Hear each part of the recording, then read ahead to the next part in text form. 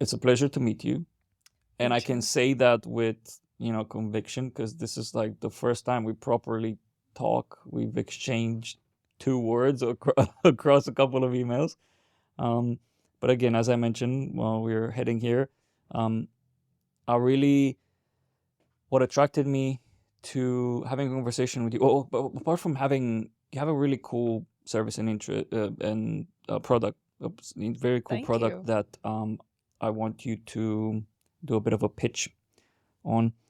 But the fact that someone from your team reached out, they were speaking quite nicely about what you and your co-founder are doing and the business. It just gave me confidence that you are invested as a company in content, and you just validated that you invest now in organic content and organic reach in a sense, Yeah. which what these podcasts are. Um, and that's the type of founders that I'm quite interested in, that actually see the value of these conversations. And I would say beyond brand exposure and such, but also just giving back to the community, because that's what we're trying to do here. So today we'll focus quite a bit on your journey as a founder. But let's start with a quick elevator pitch of what your business does. Sure. Before that, I just want to say thank you for everything you said. It is really, hard to build something that's organic, and I really appreciate you seeing that. So, yeah, about Volv. Quick elevator pitch, sure. So basically, at this point, it's extremely overwhelming to keep in touch with everything that's happening in the world over like 10 plus platforms, right? You have like newsletters, news, social media, like 10 different types of social media, podcasts, newsletters, everything. And so Volv just really makes it easy for you. We give you the best content from across the internet in 9-second reads, and it's all in one place. So you're literally in one app, and in a few swipes, you're well updated on the latest hype trends, on breaking news, on newsletters, on what's happening, like what's the most viral social debate right now on whichever Mm. platform that's happening. And yeah, so far we've been backed by Snapchat. We've had over 35 million stories swiped on the app, and more to come. That's amazing. And how does that happen? Do users connect their various accounts? Do you suggest certain things? Is it more focused on news and updates from across the world, or individuals' personal network as well? Is it? It's not personal. Mhm. It's more about keeping in touch with what's happening in the world right now. So in essence, you've kind of like redefined what news is for our generation, Okay, right? If you right. ask your parents what's news, they'll say finance, politics, maybe sports, that's it. But for us, it's literally, what are people talking about? What's the most viral thing that's happening? Obviously, it comes to like, Israel, Gaza, and breaking news that you should know, that you Mhm. don't necessarily go out of your way to learn more about. Yeah. And then it's also things that you want to know, like you want to explore, maybe you want to explore something more in tech. Somebody else might want to explore something more in fashion. And so we kind of get literally the best content from everywhere and then just have it out there for you. So it's like your little way to be updated. That's super useful, but also quite interesting. My engineer brain, because I have an engineering background and I used Yeah. to be a software engineer in the past, um, is thinking, asking questions. How does that work? How do you? That's a big statement. The best bits, right? The Yeah. best news, the best topics, and so on. Yeah. How do you define what's best? Well, there are two ways we look at. I mean, there are two real pockets, right? It's things that you should know, things that, it's like Israel Gaza right now, or Worldly, anything world, like anything like news and major yeah. that you can't not know. Hmm. And on the other hand, it's what you want to know, right? So it could be your interests, it could be really like pop culture, it could be trends that you don't necessarily go out of your way to seek, but at the same time, you kind of expect that knowledge to come to you somehow. And so it's just really easy for, you to be updated. And the funny thing is that most of our users don't use social media. Like, we had so many user interviews, and in those interviews, we realized that there's a massive demographic out there who doesn't use social media, and their go-to app, like their finger literally goes to Volv instead, because they don't have time to doom scroll. They don't have time to go through 10 different platforms. They just want one place that gives them everything. And so that's the whole point, right? It's like 9-second articles, like literally screenshots of content that you can just like scroll through, and in a few minutes you're completely updated on like over 20 stories. That's amazing. It's also very amazing to the reaction that I just had now, which was like, people not using social media? What? Who's that? Well, maybe Ovi over there, our production assistant on set, because he doesn't use social media that much. So, Not anymore. yeah, not See, anymore. I think the fact is that more and more people are coming to this realization. And I think more recently, a lot of people have joined this bandwagon, especially in Europe, I think, more than America. And people just finally realize that it's really sucking your life and sucking your time. And so when you delete that, you just want to be more productive. You just like have so much more time to yourself in a day. And at the same time, like when we look at who our users really are, it doesn't really matter in any kind of like age group. It literally is like high school students who want to go to Ivy Leagues, or it could be like college students who are really like, on it, want to do something with their life, or founders, C-suite executives. That's why literally we just say high performing individuals, because I literally got an email from some user and I was like, hey, can we get on a call to like ask you more questions, because he was giving so much feedback. And I was expecting like some Gen Z person. Turns out he was a 90-year-old man who worked in media his entire life. Oh, wow. And he was like, he spoke exactly like anybody else I'd spoken to, like any other Gen Z or any other millennial, with the same exact problems. Like, there's just so much going on, I can't keep up. And he was just like so nice to be, interviewed by any kind of company. He was like so thrilled. But he's like, why don't people know about you? And I'm like, your friends probably don't. But it was really interesting to know that. That's amazing. The one thing that I would say is, I don't know how to feel about this. I'm quite conflicted, because as in not your business in your app. I think that's a brilliant idea, summarizing things, just decluttering and absorbing the information that you really need, Yeah. right? And not shoved in your eye socket and in your brain a ton of garbage, Yeah. right? So from that perspective, I'm completely agree with it, and it sounds like a great idea. I'm gonna download the app after this and check it out. Thank you. And the reason why I'm conflicted, because on one side I'm like, hell yeah, people should give up social media. Everyone should get away. It's evil. It's malefic. It's terrible instrument of keeping you stuck to your screen, right? The conflicting part is, well, I'm a content creator, and I put a lot of energy in creating educational content. Right. that I want to basically make my part, put in the effort, and share my knowledge and others' knowledge, and make this Misfit Founders platform, Right. and share with the world, and potentially help founders in the future that are going through things. Yeah.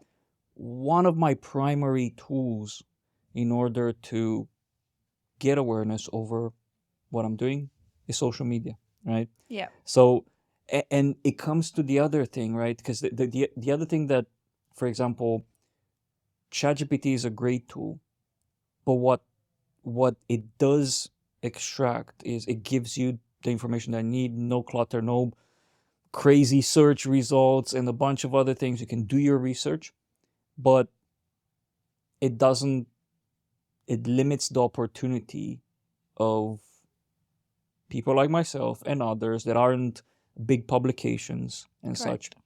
in getting in front of people that need this type of content. Right. So that's why I'm a bit conflicted about whether should social media platforms exist or not, and should we focus on more like just like curated and kind of like best of best content, because is my content not best?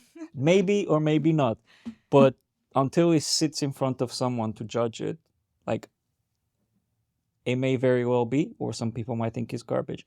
So I was wondering, that's why I'm asking also, what is best? What are some of the sources that you're getting that information, and how do you in how is the platform getting inclusive to include not just like, let's say, these reputable places which are safe, right, in a sense, but also some of the other more, let's say, alternative or indie type of 100% content agree. creation platforms. So I completely agree with you. Like, social media is absolutely great for awareness too. But the key fact in that is it's very visual. It's literally focused on people who want to get in front of the camera, including you. Yeah. You have a podcast, but you also have like the video part to it, right? Why we do 9 seconds is because of our attention span, right? So our attention span is now down to 9 seconds. It used to be like 12 seconds earlier. Oh my God. But because of the TikTokification of our brains, it's just keeping on reducing. So our entire thing is focused on short form content, but every article links out to something. So we link out to articles, we link out to newsletters, we also link out to podcasts, we also link out to any kind of social media post. Like if Kylie Jenner announces a new company on Instagram, we link out to her post on Instagram. So it's kind of like one place for everything. And in terms of what you just said, in terms of discovery, right? It's absolutely phenomenal when it comes to social media is absolutely phenomenal when it comes to helping anybody become somebody and get in front of massive audiences. Yeah. But when it comes to people who are not about getting in front of the camera, making videos, what happens to them? Like, how do they get discovered? Well, they probably will go on Twitter and be like, subscribe to my newsletter. Yeah, And then yeah. they'll be like trying to, gather a following on Instagram or something else. my partner does the same thing. Like, and the thing is that there's, for example, in the professional world, you have LinkedIn, and Exactly. there's probably other places where you can promote. And yes, I think we got, as a society and culture, digital culture, we got to this visual aspect because Instagram, TikTok, YouTube Shorts, and so on. It is appealing. It 100% is. My partner is has a newsletter, for example, because you're talking about non-video content. Yeah.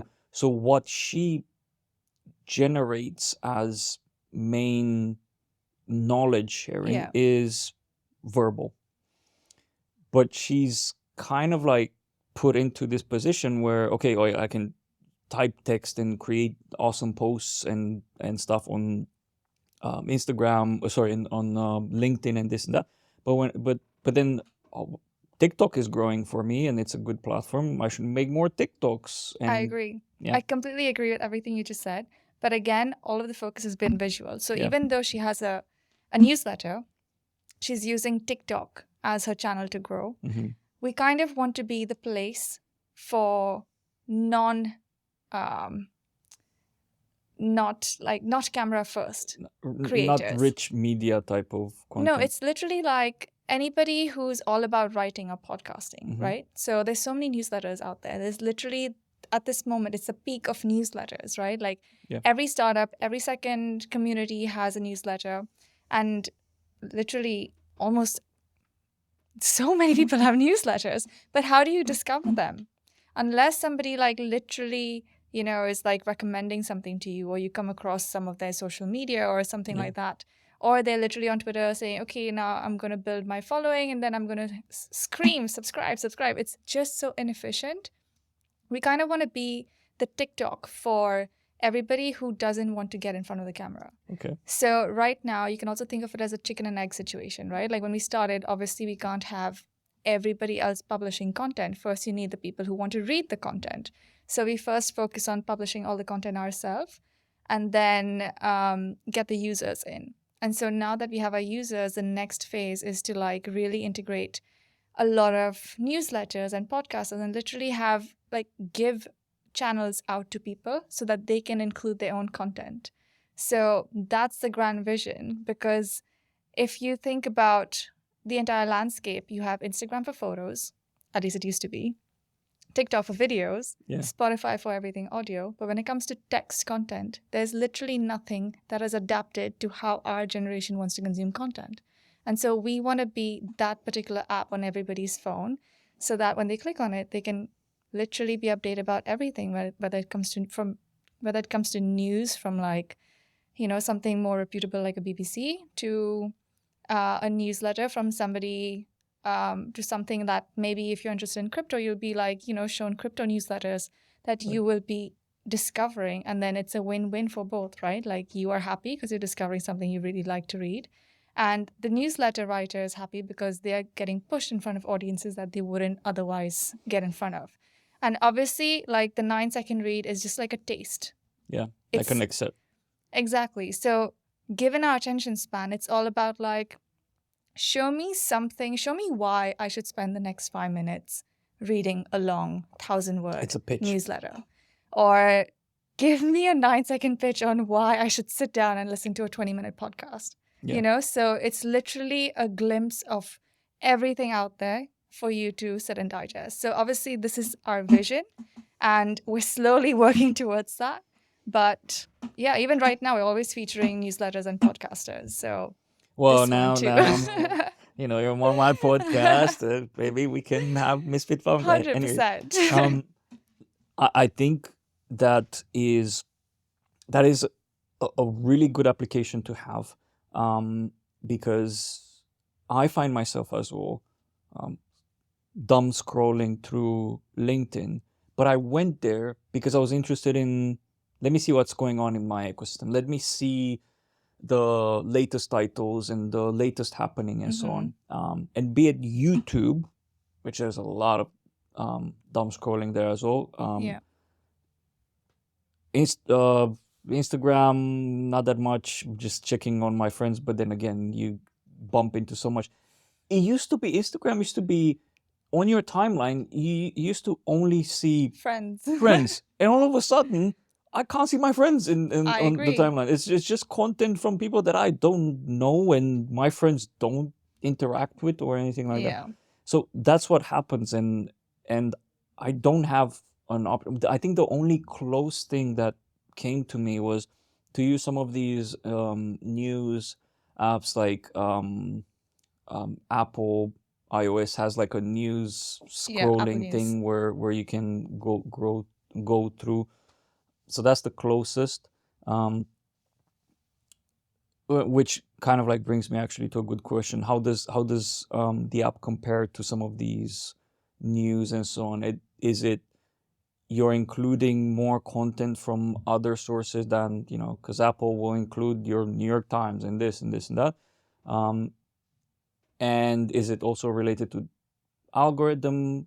How does it compare with some of your competition? And do you even consider these competition? Sure. So, even though we say it's technically news because that's the closest word to describe it, technically it's like a text discovery app, right? Like you can just read about anything and everything in one place. When we think about competitors, like obviously people compare us to news and that's fine. Apple News, Google News, Smart News, these are all aggregators. So basically, they take news from a bunch of different websites and have a long list in front of you. And then again, you have to get on your phone, go through the long list, and then make that effort in terms of like, okay, what do I want to read now, right? Right. Think about it as like Netflix versus TikTok. When you open Netflix, you spend at least 10 minutes. Oh, yes. Probably. I finished the popcorn by the time I find a movie. Or your dinner or whatever, right? You're just like, okay, now I get in front of Netflix and then now I have to pick, what am I going to watch? And then subconsciously your hand just goes on your phone and it's like, okay, let me just, get on social. Like I'll just go through TikTok or Reels or something, because the funny thing is you open TikTok because it's easy. It understands what you like and it's showing you everything right away, right? Yeah. Similarly, like that's the kind of difference when it comes to all of these news aggregators and Volv. So news aggregator is going to show you like 10 different headlines and then 10 different categories. And then you have to sift through everything and be like, I want to read about this, or I want to read about this. And then when you click on them, they're so long. I just can't be bothered. You just want to say, okay, give me the crux of this, right? And then at the same time, like when it comes to situations like Israel Gaza, for example, there are people rooting for both sides. On the same list, you'll see the same topic written in two different ways. And again, you have to sit down and be like, who's right? That's a lot of effort for me, who's just on an app trying to understand what's happening in the world, right? Yeah. And so we have kind of like changed every way. Like we literally looked at news apps and the news in general and said, nope, we're not doing that. We're going to go completely different. So long form, we're like, nope, 9-second reads. Long lists, nope. We kind of mimicked social media because we're all used to scrolling. And when it comes to, like biases and stuff, we kind of have a very neutral stance. Yes, we might make some mistakes and we're learning. But overall, if you see, we don't take any stances in terms of like, okay, Biden is right or Trump is right. We just say, this happened, go figure out who you want to vote for. Or like, this is what's happening in Israel and Gaza. You determine who's right. Because even when you think about the younger audience, like Gen Z doesn't want to be told what they should think. They want to come up with their own opinions. And that's fine. That's good. That's healthy, actually. So a lot of different ways. Format. Yeah. And literally everything. Format, UI, and the content. All different. Oh, and the last thing, we also include social media content and newsletter content, which a lot of these news aggregators wouldn't consider news, and so they wouldn't put it in. So it's automatically very young, our content, compared to anything that's on these news aggregators. What has been the most challenging part of building this? Because this, honestly, just listening to you talk, this is amazing. I think anyone that would listen to how you describe the application, the UVP, in a sense, be like, I'm sold. I want this app. I want to go in and scroll through this. I might not completely give up my social media just now. Oh, no, you don't but I'll have decrease. to. I'll probably gonna decrease the amount because if I want to read what's happening in the world and get some good sources of knowledge just now, I'm sure that I'm not gonna fall in the rabbit hole of the social medias and so on. That's great. But also in my head there's so many things and I'm like, that seems like a big problem to solve. That other thing seems immense as well. So what have been some of the tough challenges that you need to crack with building this product? I think, simply put, like as an early stage consumer app, getting in front of as many people is just challenging. And so in terms of that, like literally, especially doing it in a very organic way, which we're doing it as, right? Like you have less resources, you don't have like millions of money just burn in terms of like social media ads. And the funny thing is our audience is not even on social. So even if we spend money on those ads, it's not really going to convert in terms like as well as it would usually. So I think growth and really going to people who understand the product. So literally the best case has been word of mouth. But I think growth is one constant thing that we always have to like focus on, which is like similar to every other consumer company. And to make sure that I understand, when you say your audience is not on social media, are you referring to your first tier consumer in a sense? Yeah, core users. Core users, first tier consumers, because I could definitely see me that I'm a social media consumer needing something like this. I use social too at times, not as much, But I do use social because as a founder, I need to have some kind of, and obviously I also have to like check like Volv's pages and stuff like that. So I'm not off social media completely, but it has resonated the best amongst people who don't use social.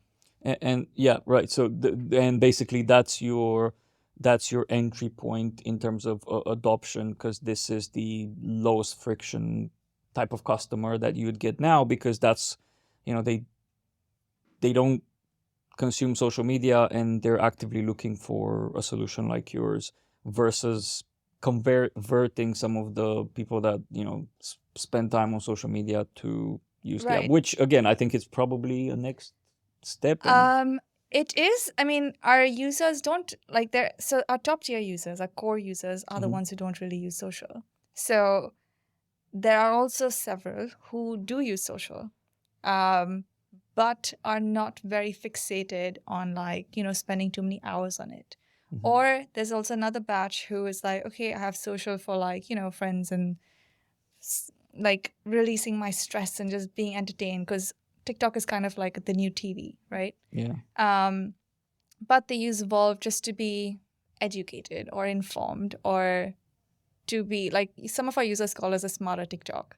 So that's another way to put it. Like, yes, you go on TikTok to be entertained, but if you want to like learn things or know what's happening, then you get on Volv. right.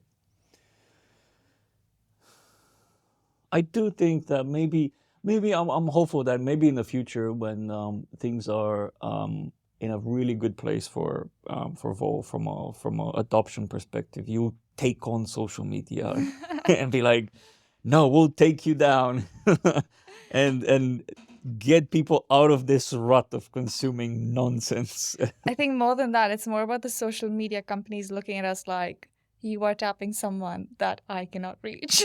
Yeah, true. So I think that's another thing, because that's especially the case when it comes to like brands.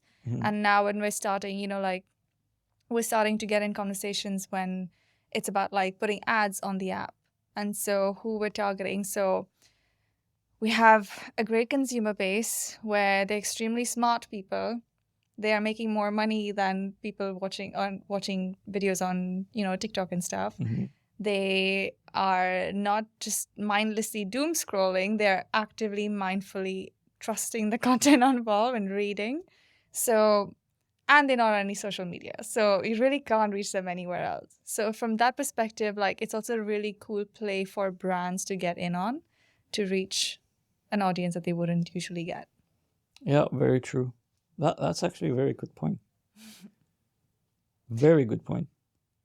Where else would brands reach these That's the funny individuals? thing, because recently I was another Because they are event. online, right? So it's not like they're off the grid, right? Yeah. They just don't consume social media, but there are other places, other Yeah. channels where they exist. Yeah. I mean, literally, I met this woman last week at a similar like tech event, and she had a clothing company, and she personally wasn't on social.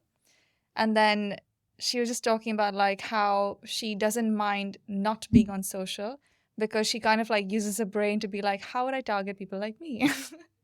And so she, just like getting in front of, like, obviously hers is fashion, so being in Selfridges, being in like some of the major stores and having like big posters talking about a fashion brand is more like anybody will come across that. So that's different, but it is really hard.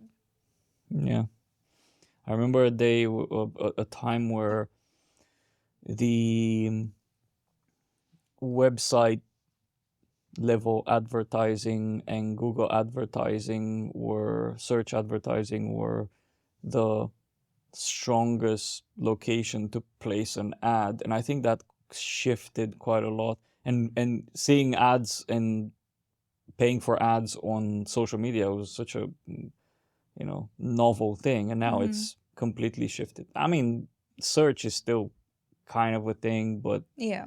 it kind of shifted significantly to social media. So that's why when you said this, where do you advertise? Maybe in apps that are very specific for stuff like your app. Yeah. And the funny thing is also when people are searching nowadays, like there was a recent study that talked about how people are literally Googling, like how we say we Google things, we search for things. some of the younger audience, they're literally searching for things on TikTok. Yeah. So even Google is being somehow not replaced, but there's competition there also I from mean, a social media giant, which it- is something that no one would have expected I a mean, couple of years ago. Google has other places to and other platforms to fear, like ChatGPT and stuff. So Yeah, like OpenAI. they're a bit of a they're on their deathbed in a sense, unless they do something radical with the search. This is so fascinating to me. I could talk for hours just about this topic because I'm so curious about your mission with this. But I want to switch gears a bit and chat about you as a founder. You also have a co-founder, Yes. which is in New York, if I'm not mistaken. Is it India, New New York? York. India and New York. So shuffling. Oh, right. She Okay. lives in India, Okay. and we travel back and forth to New York very often. Ah, okay. That makes sense. I think I saw on her profile New York or something, and Yes, I we're thought it was there in New York. very often. Okay. Right. Mainly for work. So Yeah. yeah. I feel that New York is a good place to be to network. It really Something like is. this. It really is. When it comes to the tech community, I feel like New York is unmatched. I can't speak for SF because I haven't really been there in terms of like networking or anything like that, but nothing like that in London either. Really? No. So better than London. I mean, London has been the tech capital of Europe at one point. I don't know if it's still considered that. I don't know, but it doesn't feel like it. Post-COVID, things have changed significantly. I mean, there's a lot of scope for more community and for more, events and stuff. Like, at least for women, I feel like this one community that's really good was Female Founders Rise.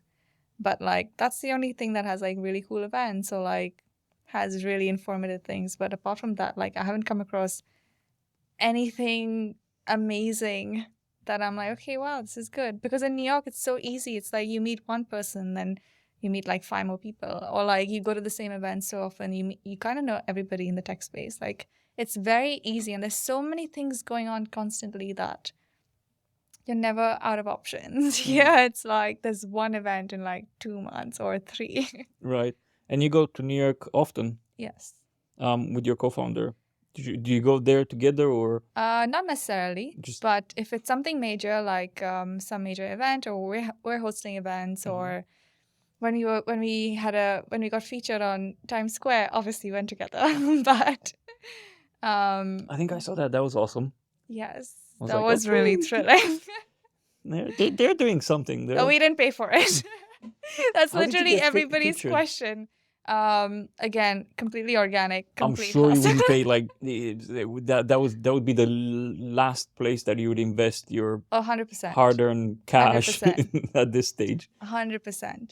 But it was a campaign by Brex, and then they basically were looking for founders, and we're like, hi. But I think the funny part is, like, people are like, okay, you were on Times Square billboard, and like you must have got a lot of downloads, a lot of like traction from there. That's not true. Nobody was looking up and like, okay, I'm going to download every one of these things. But it was more from everybody talking about it. Like all of our friends, all of our family members posting about it. And like that just built so much more traction, It does, like yeah. posting on like LinkedIn or like anything like that. Yeah, very true. Because then everyone would share with their friends. Oh, look, my friend here is famous. She's on a billboard in New York. That's basically what happened. Yeah. And you get a lot more exposure to those networks as Yeah, well. their communities. Their communities. So, and are you based in London? Yeah. Okay. How are you finding London to start a business here? So I didn't start the business here. I actually moved here quite recently. Okay. But we actually started during COVID. And at that time, there was literally no one meeting anyone. Everything was online. So literally, we just focused on online communities and online growth strategies. Right. And you're coming from overseas, and you moved to London. Yes. I moved here recently because I got married and my husband needs to be here. So Okay. Okay, I was wondering if you had your business and you moved to London specifically because, I'm gonna move to London oh because no, that's where I want to grow my business. not Okay, that necessarily for wasn't the that. case. But Okay. I mean, in terms of like work and network and everything else, I feel like New York is always like king. Mhm. And so that's why we go there very often. But London was not necessarily for work. Okay. But do you like London or not? I love it. Okay. The funny thing is, my first job was also in London, but just not media related. It was in finance. Right. Okay. So you're familiar with Oh, yeah, London yeah. then. Okay, cool. You're comfy here, I My suppose. first internship was here. My first job was here. I also came here for summer school. So I've been here many times. But how did you and your co-founder come up with this Well, idea? Yeah. What was the catalyst? What did you was like? Was it an very aha moment long or story. yes? But we were actually working on a different startup before this. It was a Okay. social impact startup. So we both went our separate ways. We like been best friends since high school, really. But I studied in LA. She studied in Boston. She did consulting and law. I did finance. And then we just happened to, talk about like big vision, what we want to do in life. And we really just wanted to like make an impact. And Mhm. so when we started like thinking about what we want to do, we just thought about like a social startup. Our first company was literally a social startup that partnered with any kind of online companies to raise money for urgent crises. So that included anything from like floods to COVID to like literally anything urgent. Mm. And so one of our campaigns, our first campaign in the US, is literally what led to Volv. It was about the migrants at the border in the United States. And the news was completely polarized. Like some of them were talking about like, oh, they're rapists, opportunists, don't let them in. And obviously, the most scandalous the headline is, the faster it spreads, which is unfortunate. And we couldn't get anyone to partner with us. Like literally all the brands were like, any other campaign, but not this one. And so we literally just cold emailed celebrities like, hey, can you help us spread the word about this? And we chose celebrities who had spoken about immigration before. Mhm. So luckily, Kerry Washington, Ilana Glazer, Prabal Gurung, they all posted for us on Instagram. Right. And the conversation completely changed. And so that's when we realized like that shouldn't be the status quo. You shouldn't have to reach out or rely on celebrities to spread the word on what's happening in the world. Also, when it comes to a user or just anybody in our generation, nobody's going on to like www.bbc.com. Like Yeah, that doesn't definitely not. happen. I mean, I used to do that when I was working in finance because I had to for work. But after that, not really. And so we kind of realized that the format, the structure, the content is so outdated and so archaic that it's out of touch with our generation. And so that's when we realized, okay, let's create a one product that has content from everywhere. It's very short, snappy, 9 seconds only, mimicking social media. And it's unbiased also. So it's literally the best of everything in one easy, simple product. How much time did it took you from realizing, look at this, we can't find, like, there's just like so much bias and such, to figuring out that the solution was this? Well, Literally this campaign. And so we realized that there's a bigger problem, the fact that nobody knows what's happening in the world, especially in our generation. And that's when we just started like, like coming up with different like ideas in terms of what it would look like. And we were very sure it had to be short form.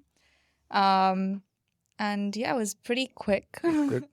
And I think what was really important was that a couple of months after we started, Snapchat was taking in applications for the Accelerator. And somebody in my network at the time was like, I think you should apply. And I was like, Snapchat, like 10 companies from across the world, like what are the chances? But I was like, you know what? No harm, I'll do it. And so I had a series of interviews with them, and in the final interview, there was this one guy who had worked in media his entire life, worked in Snapchat at the time. They were creating a similar product, and he's like, we have literally so many resources, and we still haven't been able to crack it. And it's unbelievable that you guys have been able to crack this in like a shoestring of a budget.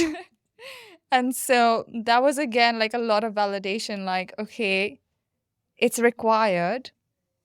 This is technically like something that others who have been in the industry can also see the value in. Yeah. And we're like, okay, cool. This is great. And so we actually got into the Accelerator. We were one of 9 companies to get in. Congrats. So thank you. So that was also a massive like validation and stamp of approval that this is required.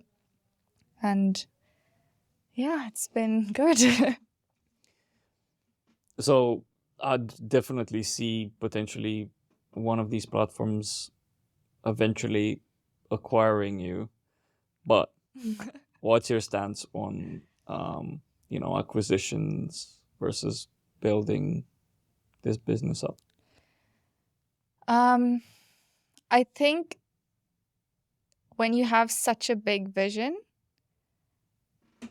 sometimes you don't necessarily have all the resources to get your product in the hands of everyone you kind of want to, right? Like I definitely cannot get Volv with just my resources or our resources in the hands of like literally everyone, unless we get help from somebody who is very much in the media industry or like someone in the tech industry who has done this before and built and grown a consumer company. So whether it's like a VC, whether it's a media company with like multiple channels that could go on Volv and like instantly have like so much, content. Yeah. Or just have the capacity to spread the word really fast about us. Like, I think it's important to take your startup from A to B, but you do need help to take it from like a certain place to where you want it to go. Sorry. Yeah. Yeah, I'm asking because there's split opinions. People don't want to hear about getting acquired. They want to be at the helm of whatever that's going to become. And I mean, it's not necessarily about acquisition, right? It could be like a stake in the company. Like that's also fine. Yeah. But basically need help. Yeah. So speaking of, what's your biggest challenge now when it comes to growth? When it comes to growth, just finding the right people who want the product and basically getting in front of as many people as possible. So basically reach. Yeah. And that's how are you tackling that? Because again, you are building something that's, you need a certain level of adoption and size, especially that your revenue model, will it be advertising?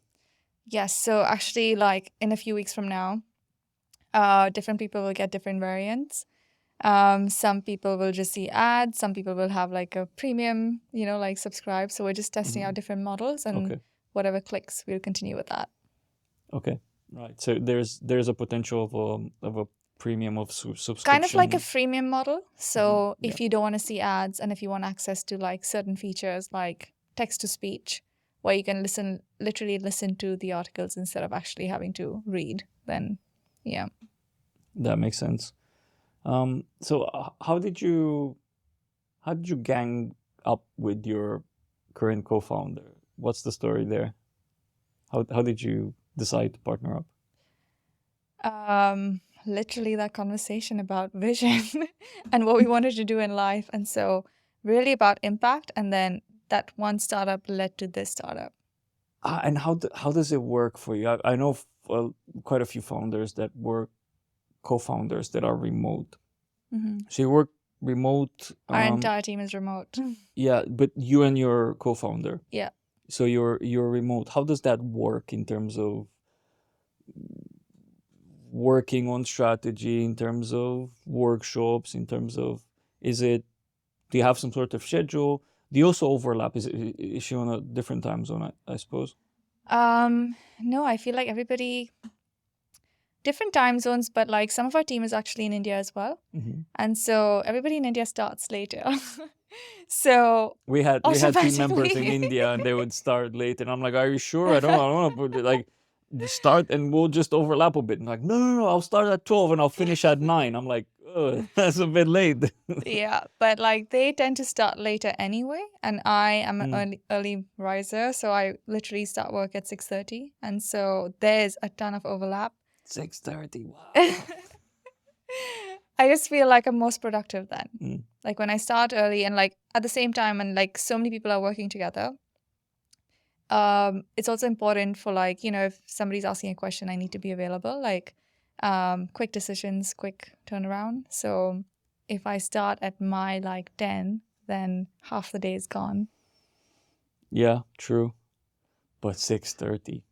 That's I work from that's home. That impressive. makes it better. Yeah, it does make it better, but I feel that at 6, well, I mean, at 6:30 I'm in the gym, but I feel that if that wouldn't happen, I would just be super sleepy at the time to start opening the computer and looking, just having information. But I mean, if you're early, bro, I suppose you're also, you know, are you basically working until late at night, or you take your, you know, shut computer off at 8 and 6 whatever, and even 8, I said 8, that would mean 14 hours. Oh my god. So you do close and have time yeah. for yourself and for family and all of that stuff. Yeah. So Okay. initially when we started, like like Shannon and I, we literally had to be very much hands-on on literally everything, right? And so my days were incredibly long, but thankfully our team has really like, you know, gotten used to like taking charge of different things. So that's helped a lot. And I think even like literally closing my laptop for a few hours just makes so much of a difference when it comes to like my mental sanity. Oh yeah. Because we are a media startup, right? Like we have notifications going out like different hours of the day, and it is impossible to sometimes even I look at my phone and I'm like seeing Slack messages like no matter what time of the day it is, and it gets too much. So you like, at least for me, I really need to shut down the computer like in the evening and just have some hours without a screen in front of me, like the laptop in front of me. You know, that's been a recurring theme here at Misfit Founders today while recording with founders. All 3 conversations so far have had a segment around decompressing and taking space to recharge and take a step back and maybe think of things holistically and not be deep into your computer and doing stuff, because we like to do that. We're like busy bees as founders. We always fill our time up with a lot of stuff. And so I'm curious, how big is your team today? We're about 9 people. 9 people. Okay, that's quite a bit. And you have, do you have in terms of is there a split in terms of marketing and development? Yeah, so we have our development team, editorial, and like barely anybody in marketing, but yes. I suppose you're kind of like on that journey of getting people and expanding. And yes. How do you and your co-founder split your roles and responsibilities? When it comes to product, we're both very closely linked, but like there are other things that, you know, she, for example, looks over like ASO, SEO, all of that stuff. And like for me, it's like more social media. For even content, like sometimes it's more about like the hours of the day that she looks at, or like I look at like the morning or evening or whatever. Right. So it really depends. Okay. And I think initially when you're a small team, like there are just so many things that you just have to constantly do that. And it's a big overlap. It is an overlap, but at the same time, it's like sometimes you're literally like tasked with things that you've never done before, or the other person, right? Like it's almost like on a daily basis as a founder. And so, it's really just about like who has the bandwidth to take on more. Whoever's the unlucky one to take on the next I weird guess. new task. Yeah. And you're speaking about organic, like going out and doing stuff and being proactive and doing organic initiatives, because you're just starting up and you're a startup and so on. What are some of the, actually before I ask that, just a parenthesis here, are you funded now? Do you have, what stage are you in the funding? So we got a pre-seed from Snapchat and then some angels, and then we'll be raising a more solid round in a few months. Solid as in VC or still seed? And Yeah, I'm asking VC. with a purpose because I'm part of a angel investor syndicate. So if you want, I can introduce you to That would be people lovely. there and pitch to the angel investors in the syndicate that I'm part of. But it's angel investors. It's EIS and SEIS, not VC, as in not the VC level. Got it. From our when it comes to angels and VCs, they're completely like different pros and cons, right? Like in terms of Yeah. pros, like angels, even though they might have smaller checks, sometimes they literally go out of their way to help you with Oh, their yeah. own kind of like, with their own kind of like talents or skills or networks. VCs, we really heard like different things from different people. Sometimes they're very proactive, or sometimes they just like take my money and don't call me. So it really depends. You just need to figure out what you want from both Yeah. ends. Because again, yes, there are VCs that are a lot more involved, but Yeah. also with certain terms, you just agree on terms and so on, and not just take money from a VC that Yeah.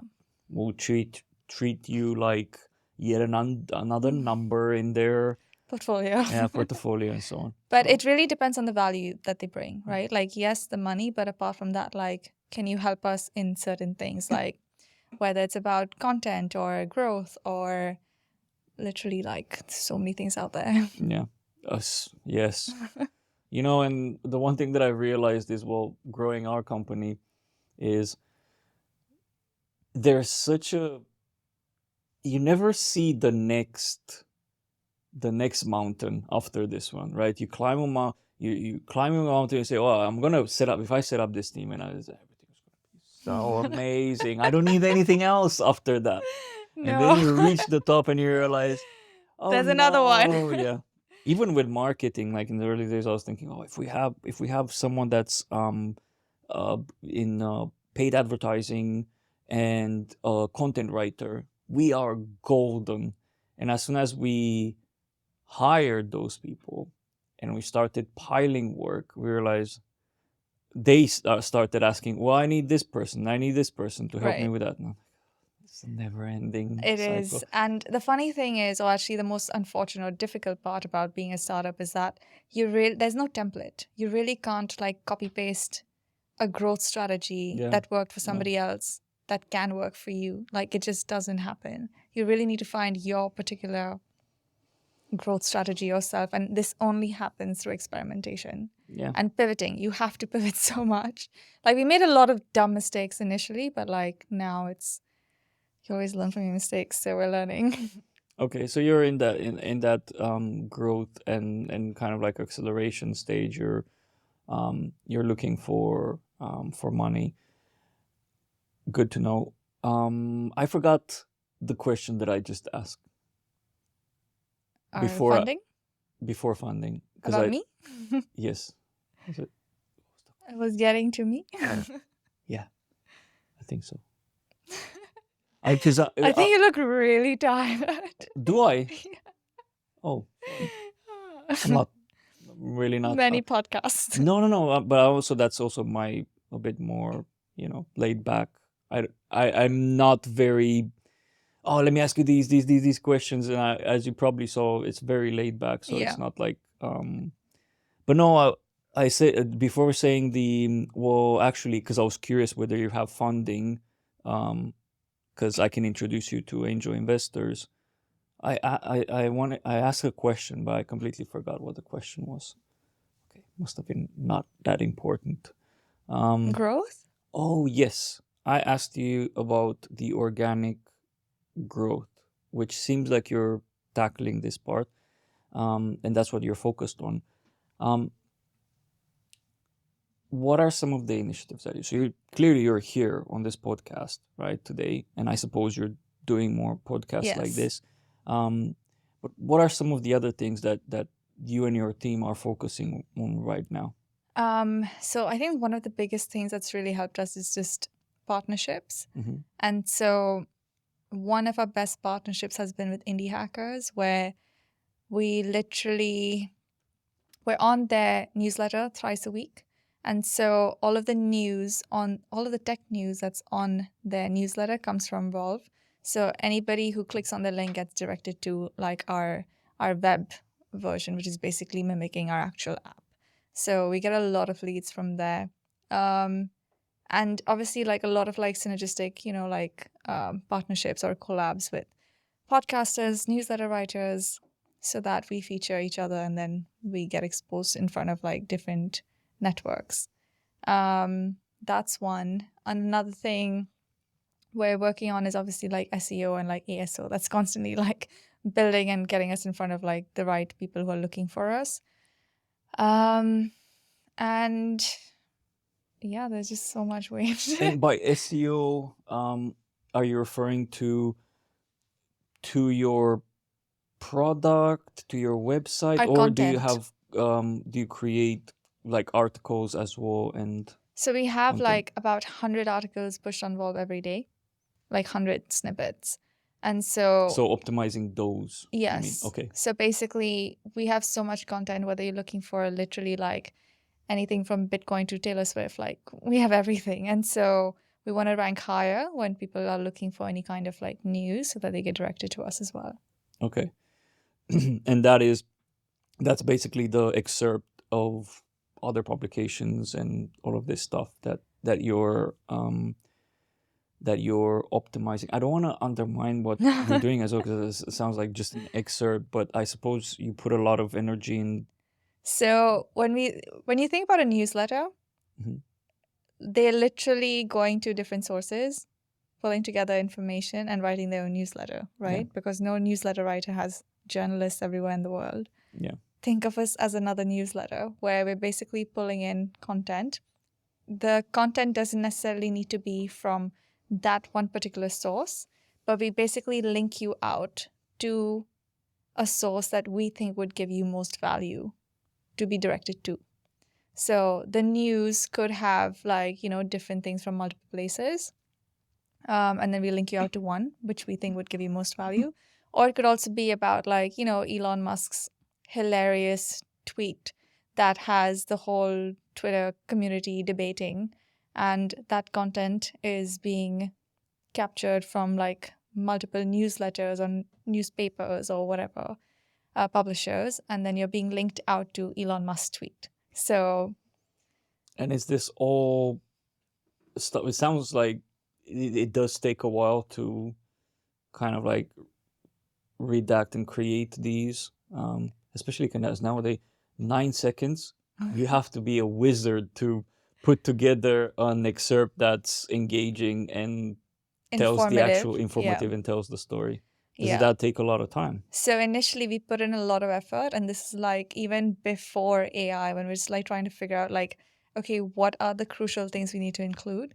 And so obviously with AI, it's just completely changed the game in terms of like how easy it is to publish content and like create those perfect crisp summaries. But then again, we always have an editorial team who's overlooking and making sure the content is fine, because you can't completely rely on AI, especially when it comes to like news or something where you're informing people. You can't say anything wrong. So yeah, editorial team is very important in that sense too. Okay. So, but I suppose that cuts a bit of the time. This is one of the things that I found as well. As I started using AI in some of the content that we were doing at Jigsaw, at our company and so on, it just, the hardest thing for me, I don't know about you, but the hardest thing for me is to start. When you're on a blank piece of paper. I agree. And you're like, okay, how do I start? I agree. So if you have that starting point, then I personally feel like editing it and making sure that it's correct is lower effort and things can be faster. Okay, now I know your secret on how you're putting all of that content online out there. Awesome. Well, apart from your product, which is quite fascinating, and apart from doing all of this organic content, and by the way, with the organic content, that sounds quite time consuming for you. Is it just yourself and your co-founder that are doing these PR pieces Pretty of much. work? Does it take you a lot of time? Just like, I mean, you're spending an hour and something on a podcast here. I mean, it's important, right? Like, there's no point making a fabulous product if you're not getting the right distribution and being in front of the people who want to use that product. So I think this is equally important. Can I tell you something? That Sure. probably it's a very controversial topic. Look, you're here, you spend an hour and a half. I can't guarantee you any return of investment, right? Yeah. You know, this show will be distributed in snippets as well. There's gonna be a lot of although you hate social media, there's gonna be a lot of the snippets out of this conversation on social media. You're gonna have the edit, so I'm gonna send you the edit so you Thank can you. check what you want in and what It's not. all Okay, good. so that's all good. So that's, there probably gonna be some brand exposure and kind of like founder brand building there, but again, not that much ROI, fast ROI at least. And people would argue, well, Priyanka, that hour and a half, you could have spent it in this way and you would have gotten faster ROI. So this is what surprises me with a new team that's starting marketing that takes on organic growth and PR stuff. I high-fived you earlier. I'm like, yay, I love what you're doing with organic content. But it's a tough cookie to crack in a sense, starting with this, because it's a long-winded game. I understand, but at the same time, like, the funny thing is, like, had we started with paid ads right from the get-go, we would have never understood who our customer is. We would have realized that, okay, people actually hate our product because they're all leaving the app. Yeah. And we would have never realized that they're leaving the app because we're looking at the wrong customer, right? Because if you're just focused on advertising on Instagram or TikTok, those people will leave because it's not for them. And so it's only when you go through these organic things initially or like early on in the journey, you realize who is actually resonating with the product. And when you're talking to like different people, they actually spark like different ideas in you too. Like recently, I met this woman and she was talking about the app and she was like, it's amazing for people with ADHD. Like, can I like post it on like the website for like our website for ADHD and everybody else? And I was like, why? And she's like, it's so short and snappy. It's perfect for people with ADHD. And I was like, I had no idea. 100%. I can tell you, as And as an so- undiagnosed ADD individual, I can tell you that I just can't read stuff or watch things that are very lengthy. Exactly. Oddity, I'm making a podcast that's an hour and a half, but I can't watch podcasts that are an hour and a half or two. So that's the Yeah, but irony right there. exactly. But like, it's only initially when this is the only time where you really have to like explore how people are reacting, what is working, and be so closely in touch with who is using your product or like what they're saying. When you reach like after this, it's more about like, okay, we know what works, we know who it works for. Now we can like start to, replicate that to like get that exponential growth. But that initial phase of organic is very important. At least that's what we think.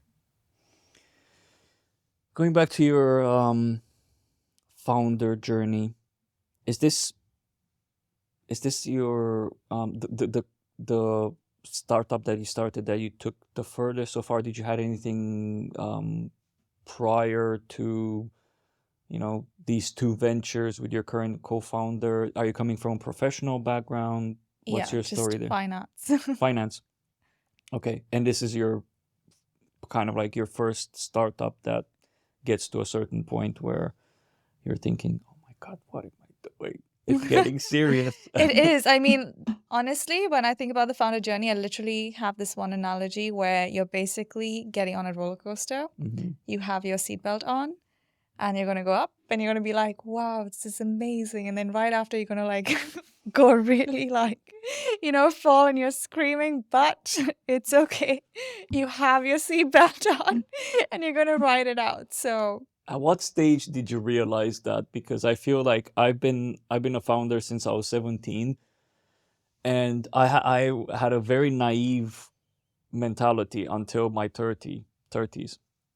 I always thought that because I couldn't make anything stick, I always thought that entrepreneurship is once you reach a point, then you're good, right? It's just tumultuous in the early yeah. days, but then you're safe and you're good, and your feelings and your stress levels and your financial well-being is going to be here. And it was my 30s after Jigsaw, which is my first successful business, that I Yeah. realized that it never goes away from this. Yeah. When did you realize that? Very early on, actually, because I feel like the initial days are kind of like the hardest because you're just like tasked with so many challenges. Like everybody asks you this question, like, yeah, but what about that? Have you thought about that? And then if you sit down and think about like every possible problem, you're never going to start because there's just so many problems that are coming, and you have no idea how to tackle them. Yeah. But once you actually start and you start like figuring out like what every question mark is, then you kind of like, then you just have to keep going. It's literally just stamina. That's very. When did you start your business? What year? It's been like end of 2020 now. In 2020. That is very wise words for someone that's been in business for less than 4 years, probably. Yeah. I feel that I wasn't at that stage of talking so coherent around the founder journey when I was 4 years on. But I suppose your finance career experience kind of like contributes to a certain level of maturity. Did it translate in your leadership style or anything? um The funny thing is, I actually thought I was more quantitative than qualitative early on. And then it was one of my bosses who actually told me, like, it's kind of the other way around. And at that time, I was literally writing like these thought pieces that would go, like, I was working in this major bank and I was writing these thought pieces on behalf of the team that would go out to clients worldwide under somebody else's name. So I was actually like doing all the analysis, like writing the story, and that writing skill is actually really translated very well. Oh yeah. But also the analytical things and like how to make something so complex make it sound easy, or like just how to like get people's attention in terms of what you're saying and just make it easy for them to understand. I think that was There something you that go. That really that seems like, well, I was asking earlier. Oh, it must take you a ton of time to create those experts and so on. But it sounds like you were born for your business. I You're hope so. Yeah. So it does sound like because you grew up in that and you developed those skills in your finance career, that you're able to make it not feel so complex for yourself. Because when I heard this, I'm like, me sitting down and just summarizing, and oh my god, that is my worst nightmare. We sit and spend an eternity figuring out the thumbnail, title, like Yeah. text for the podcast. So I can only imagine going through all of this. AI helps, but I think your skills in that area helps as well. Thank you. I think always what's really helpful is to think from your consumer's point of view. Like literally just put yourself on the other side and be like, if this was the headline, would I listen to it? Yes or no? It's so simple because even for us, like the article might be phenomenal, like extremely insightful, but if the headline sucks, no one's going to read it. And sometimes just crafting the right headline is just so important that you just really need to put yourself in the reader's shoes and be like, if I read this, would I read the second line? Yes or no? And then just call it a day. So you can actually judge how people would read by just literally thinking from their shoes. I think that applies to Anything. anything. Yeah. So any founder should probably make sure that that is, how does my consumer want or sees this? How do they think about their problem? Or And- even in terms of marketing, right? Like, what are you saying and how is that going to sit with them? Or is it going to like make them feel anything? Well, you must be writing all of your landing pages for your... No, actually, I realized recently that our landing page needs changes because as a founder, you know, when you're so in your business, you kind of forget the absolute basics of it. Like you somehow, you know, you want to make it sound like visionary, you want to make it sound cool. And so you try to get all fancy, but like, that's all fluff. Yeah. And you get lost in the fluff, you know? And so just like taking a step back and being like, okay, no, this is what I do in simple words. And we're going to stick with the simple words, no matter if it sounds like quite literal. Yeah. That's actually what's necessary. And that's what I'm working on at the moment. And that requires a level of, I would say, maturity and abstraction, in a sense. Like, one, you have to be mature and mature enough to leave your ego and your vision fueled being aside of, yes, this is us, and then write the most convoluted, because I don't know, I've been there and I think I'm still a bit there. Nikki, my partner, always says, you talk too bureaucratic and you write these taglines way too complex and so on, because I'm like, this is what I want to convey to you, but it should be the reverse. This is how I relate. Yeah, This is how I want you to relate to exactly. this, not this is what I want me to convey to you, in a sense. Yeah. One quick tip for founders actually who's listening and working on like landing pages.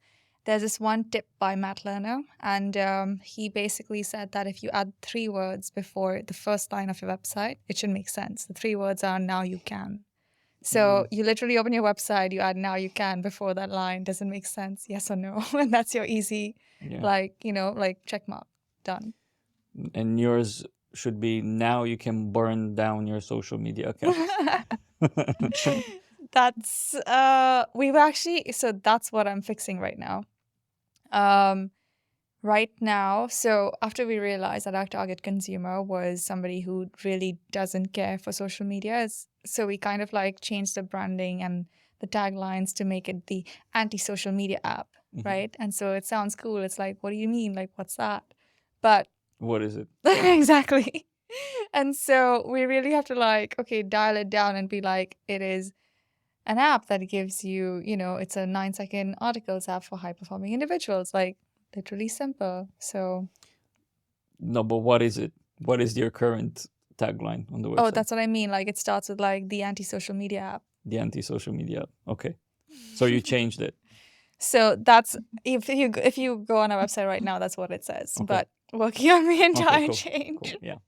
I think it would be great at one point to also get your co-founder on the show and see her perspective on how things have evolved, and get the gossips from her on how she gets along with you. Although you didn't really want it to reveal that much, I tried to poke at how you work with your co-founder and so on. Honestly, I think you expanded on the team, but I'll give it a pass. So going to the co-founder, I think when you're talking about like working with your friend, I think one thing that's really interesting, or one thing that's crucial and beneficial, is the fact that you already trust this person, right? Like she's already your best friend.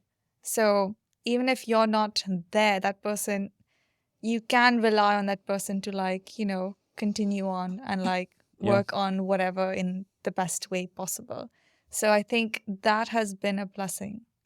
And in terms of working, like, I think that works for us. So it's good. it's commendable because my co-founder was my life partner. Completely different dynamics, right? Like we're at home together, Yeah. That's a lot. and it is a lot, but in the same time, it's like maybe I'll drop my point and not insist because I don't want to upset her just now or her the other way around. And it kind of made us a bit more mild and maybe not that fiery at times. And I'm not talking about her, I'm the fiery one. And it was a positive Yeah. because I've never lasted with any other co-founder. And one, didn't choose the right co-founders because we didn't really test things out and so on. But two, we would get in arguments about a variety of things. Yeah. With Nikki, it was different because she was my life partner and so on. I did have a friend that I started a business with, and we kind of got into a couple of arguments, and it didn't. We kind of like fizzled out our friendship a bit. So that's what I'm saying. Like you know, it also takes guts to start a business with your friend. But I guess if you know the dynamic of how you work and how you interact and communicate with each other, it's not that risky of a thing. Even if you think about it in terms of like, yes, you are going to get into arguments. Like any friendship, you do get into arguments. True. So it doesn't necessarily have to be like, oh, we argued, this is the end. You can have your differences and it's okay. But also what's really special is the fact that like we certain times have very, very different ways of doing things or ways that we want to do things, but we're very much aligned in terms of like the big picture vision. So I think that's very crucial, and that's something that's really benefited, like something we've benefited from, because like, yes, she might say, let's do that instead. And I'm like, sure. Or I say, like, let's do this instead. Like, yes, we may have like a debate or a fight or whatever. But ultimately, like, that's where we're going. And we both know like that's where we're working towards. So I think a North Star is always important. yeah. It helps guide you. There will always be situations where it's like, well, both of us are right. What do we do here? And then you just have to figure out. But again, in that situation too, I feel like everything literally just boils to experimentation. And I think this is something that we both can say, right? Because earlier it would be like, no, it's my way, or she would be like, no, it's my way. But then later on, we're like, okay, cool, you think this, I think this, let's just try both things, see what works. Or like, and everything in a startup is experimentation and pivoting. Literally everything. If you don't experiment and pivot, you're doing something wrong. Yes, true. I was just editing, and I've actually mentioned this about earlier. Compound or die, experiment or die in a sense. Basically. So, yeah. And we realized that very late. That was one of our like fundamental mistakes that we made early on. You're trying to be too like very fixated on what we're doing, but not really like listening and pivoting quickly enough. Like everything needed to be perfect, like we're both very much like, this needs to look great and feel amazing, and the experience needs to be amazing. And like we were so fixated on like the look and feel of it that sometimes we didn't realize that, is this really something that the user wants? So I think that was one of our critical mistakes initially. But lucky you've kind of came to the realization that that's missing, because a lot of founders don't, and they wind up burying their businesses because of that lack of awareness. But hey, this is why we're here, so that people like yourself can come over and reveal the secrets of their trade. And as you said, there's no blueprint. Yep. There's definitely not. But all that we can do is share our stories. Some people will resonate with certain pieces of information that you shared here today, and that's all that matters. In a sense, by being here today, you've impacted positively a lot of founders in the future. I love that. I'll make sure to distribute a lot of your words to the wider community. I usually finish with 3 flash questions. 1, what's a quote that you live by? Something that comes in, like literally comes to my head like very often, is that if you don't have time to do it properly the first time, you're never going to have time to do it properly the second time. So it's like, if you're not going to pay attention now and just Yeah. finish the task well because you don't have time, you're never going to have time to do it again. So it could be something for, as simple as like cleaning to working on something that you are for your business, to like literally anything. So when That I'm doing something, I'm just doing it something like very hastily. I'm just like, wait, I'm not going to have time to do this again. Let me just do it properly now. So also becomes like a standard in a sense. If you always do things half-baked, right, it becomes the norm. yeah. And half-baked type of stuff become your norm, I feel. That's the inclination usually. Thank you. Second question, a book that you enjoy. For founders or just in general? Your choice, either for professional or your personal. I'll say both. For founders, it's currently what I'm reading. It's literally the example I gave you earlier about the Now You Can. It's called Growth Levers by Matt Lerner. I think it's really insightful, a very short book, but extremely insightful. You can literally like read a line, pause, think about your startup, and like be like, oh, that's great, or I'm doing something really wrong. So I think that was really good and insightful. Do you have ADD by any chance? Because that's how I read books. No, but this book particularly, Okay. I mean, I really think I do, actually. I'm not joking. I see like random content. I'm like, that sounds like me. I think I have ADHD. Yeah. But yeah, that's for, like more work focused. But in general, I don't really read much fiction. I read mainly like nonfiction. I love any books that are related to psychology. I love to know how people think. And a lot of the books by Robert Greene are really insightful to me and interesting. So just literally like anything from power to like laws of human nature to anything like that is something that is super insightful and interesting to me. That's amazing. Do you have a background? Did you study anything? I in actually psychology? didn't, but I love how people think. I want to know how people think. That's a good interest to have when you're selling stuff to people.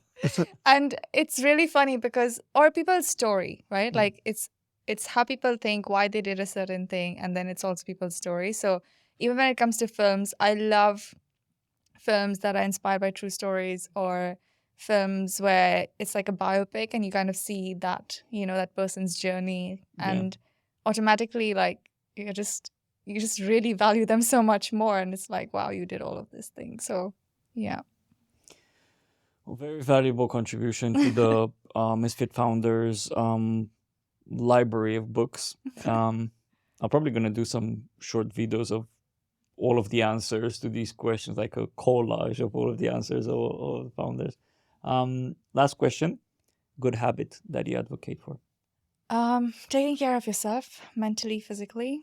So little things like shutting off your laptop, just going to the gym, making like that time for yourself, because if you're not taking care of yourself mentally and physically, I feel like if I'm not in a good space mentally, I'm kind of like reacting to life. I'm not living life. Or even when it comes to work, like you're just reacting to things. It's like, okay, fine, like, this happening, just like hastily doing something. But if you take that time out to take care of yourself, I feel like you also have that mental capacity to like think and, just do better. Again, great contributions. Thank you so much. I'll take some of that as well. Very much needed, very often. Right. I need to give you a gift. So you're getting a coin from That's so Misfit nice. Founders. Thank It has you. your number, which is 33, which is the number of the guest. No, Very number nice. 3. I've Thank you. recorded 33 podcasts in summer. Oh my God. I love it. Maybe you're right. Maybe I do look tired. I'm joking. I don't look that tired. I hope not. I don't know. I might need to Photoshop myself in No, no, the no. video. That's so nice. Thank you. This is great. This is the least I can do. As I mentioned, every single podcast, an hour or two, I find it as a wealth of inspiration for other founders. This is a humongous amount of content that I'll be able to put out there, not just in the long form podcast, but for people who may or may not have ADD, that can consume in short form on the platforms that you don't like, which is TikTok and others. Thank you. Again, Thank I you don't so not much. like them. I know. I'm just just poking. But yeah, thank you so much for having me. This has been a really cool chat. I'm glad, and I hope I didn't look too tired. Awesome. That's it. Thank you. Thank you.